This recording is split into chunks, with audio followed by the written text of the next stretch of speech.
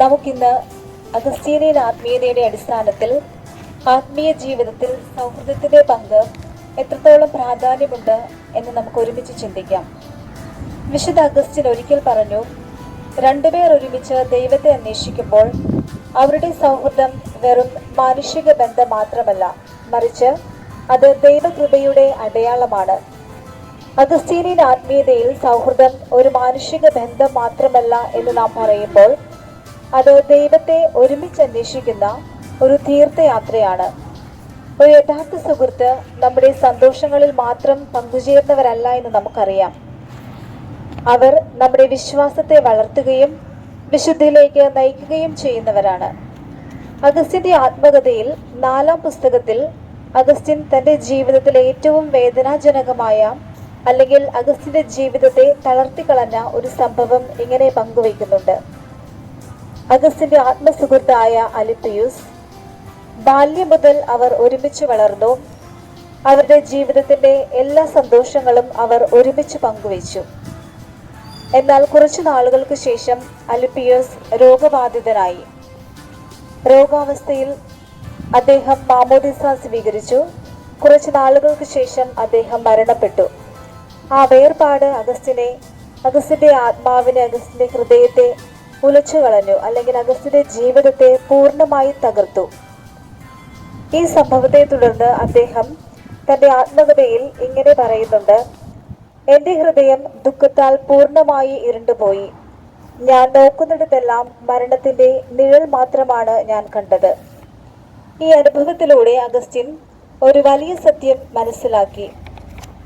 ദൈവത്തെക്കാൾ മനുഷ്യരിൽ മാത്രം ആശ്രയിക്കുന്നത് ഒരു നാൾ നഷ്ടപ്പെടും. എന്നാൽ ദൈവത്തിൽ വേരൂന്നിയ സൗഹൃദം ഒരിക്കലും നശിക്കുന്നില്ല. പിന്നീടാണ് അദ്ദേഹം തന്റെ പ്രാർത്ഥനയിൽ ആ വിശ്വപ്രസിദ്ധമായ പ്രാർത്ഥന ഇങ്ങനെ കൂട്ടിച്ചേർക്കുന്നത്: നമുക്കെല്ലാവർക്കും അറിയാവുന്നതുപോലെ, ദൈവമേ, അങ്ങേയ്ക്കായാണ് ഞങ്ങളെ സൃഷ്ടിച്ചത്. അങ്ങിൽ വിശ്രമിക്കുന്നത് വരെ ഞങ്ങളുടെ ഹൃദയം അസ്വസ്ഥമായിരിക്കും. അഗസ്റ്റിന്റെ ജീവിതത്തിൽ അലിപ്പിയൂസ് എന്ന സുഹൃത്തിന് വലിയൊരു സ്ഥാനമുണ്ട്. അഗസ്റ്റിൻ സത്യത്തെ അന്വേഷിച്ചപ്പോൾ അലിപ്പിയൂസും അദ്ദേഹത്തിനോടൊപ്പം ഉണ്ടായിരുന്നു. അവർ ഒരുമിച്ച് വിശുദ്ധ അംബ്രോസിന്റെ പ്രസംഗങ്ങൾ കേട്ടു. അവർ ഒരുമിച്ച് മാനസാന്തരത്തിലേക്ക് നടന്നു. അഗസ്റ്റിൻ ക്രിസ്തുവിനെ സ്വീകരിച്ചപ്പോൾ അലിപ്പിയൂസും അതേ തീരുമാനമെടുത്തു. ഇങ്ങനെ ഈ സൗഹൃദങ്ങളെ പറ്റി നാം ചിന്തിക്കുമ്പോൾ ഞാൻ പറയാൻ ആഗ്രഹിക്കുന്ന, എൻ്റെ മനസ്സിലേക്ക് കടന്നു വരുന്ന ഒരു ഡെഫിനിഷൻ, ഒരു നിർവചനം ഇങ്ങനെയാണ്: ഒരു യഥാർത്ഥ സുഹൃത്ത് നമ്മുടെ ജീവിതം എളുപ്പമാക്കുന്നവനല്ല, മറിച്ച് നമ്മുടെ ആത്മാവിനെ വിശുദ്ധിയിലേക്ക് നയിക്കുവാൻ സഹായിക്കുന്നവനാണ്. വിശുദ്ധ ഫ്രാൻസിസ് അസീസിയുടെ ജീവിതത്തിലും മനോഹരമായ ഒരു സുഹൃത്തിനെ നാം കണ്ടുമുട്ടുന്നുണ്ട്. അദ്ദേഹത്തിന്റെ ആത്മസുഹൃത്തായ ബ്രദർ ലിയോ. അവർ ഒരുമിച്ച് ഒരു ദീർഘയാത്ര ചെയ്യുമ്പോൾ ഒരു രാത്രി കനത്ത മഴയിലും തണുപ്പിലും പെട്ട് ഒരു ഫ്രാൻസിസ്കൻ ആശ്രമത്തിൽ അവർ എത്തിച്ചേരുന്നു.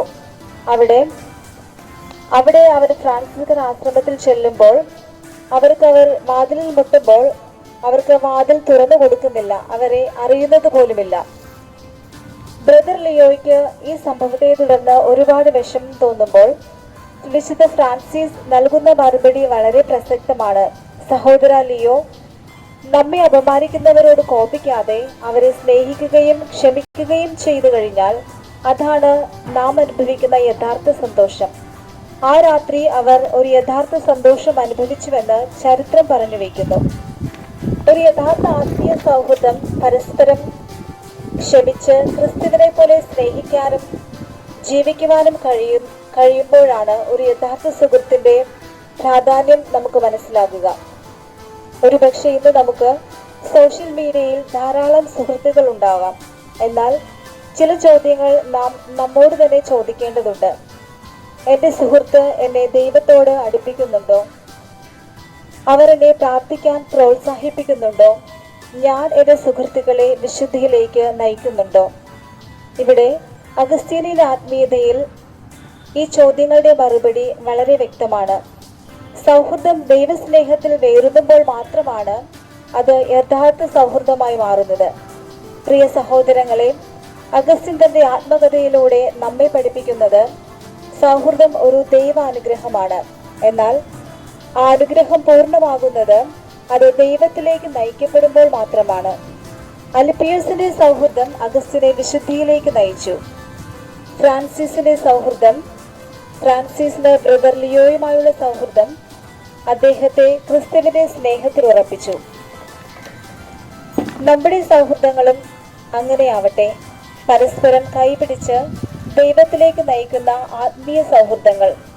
വിശുദ്ധ അഗസ്റ്റിന്റെയും വിശുദ്ധ ഫ്രാൻസിസ് അസീസിയുടെയും മാതൃക പിന്തുടർന്ന് നമുക്കും സ്നേഹത്തിലും സത്യത്തിലും ദൈവസ്നേഹത്തിലും വളരുന്ന സുഹൃത്തുക്കളാകാം.